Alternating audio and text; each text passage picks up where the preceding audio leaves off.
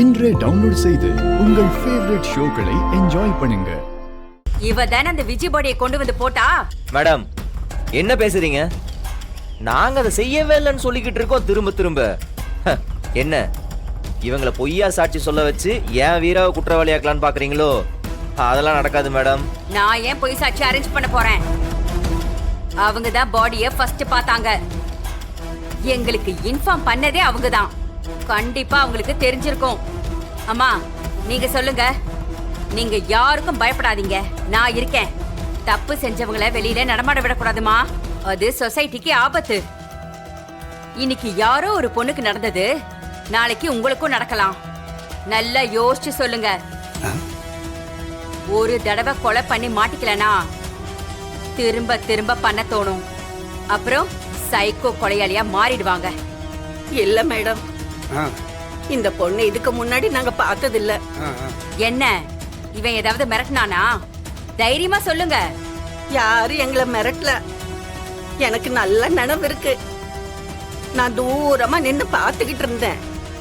உயரமான ஒரு ஆளு ஒரு பொண்ணோட சடலத்தை தூக்கிட்டு வந்து இந்த மாந்தோப்புல தான் போட்டாரு. அங்க இருந்துதான் அவ்வளோ தூரத்துக்கு சுத்திட்டு வந்தாரு. கேட்டீங்களா? இப்ப என்ன சொல்றீங்க? நாங்க தான் இல்ல இல்லன்னு அவ்வளவு தூரம் சொல்லிக்கிட்டு இருக்கோம். எவ்வளவு தெளிவா சொல்றாங்க பாத்தீங்களா? ஐயா, பாடியை தூக்கிட்டு வந்தவங்களோட முகம் உங்களுக்கு தெரியுமா?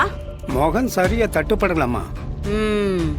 நீங்க தூக்கிட்டு வந்து போட்டா மாட்டிப்பீங்கல்ல, அதான் வேற யாரையோ ஆளை வச்சு செஞ்சிருக்கீங்க மேடம். அப்படியெல்லாம் தான் நாங்க யோசிப்போம். எங்களோட விசாரணையில நீங்க குறுக்கிட்டீங்க, உங்க மேல சிவியர் ஆக்ஷன் எடுப்பேன். மரா கிளம்பலாம், வா போலாம்.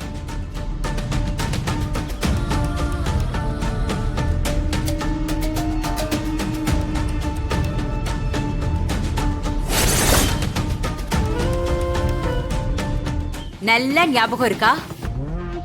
இந்த பொண்ணு தூக்கிட்டு வரல. இந்த பொண்ணு கிடையாதுமா. இது என்னடா புது பிரச்சனை? இவங்க சொல்றத பார்த்தா விஜயோட பாடியை தூக்கிட்டு வந்த அந்த ஒருத்தன் தான் ஐ திங்க் எல்லா குழப்பத்துக்கும் காரணமானவன்னு தெரியுது. ஆமா, இதுக்கு பின்னாடி வேற யாரோ இருக்காங்க.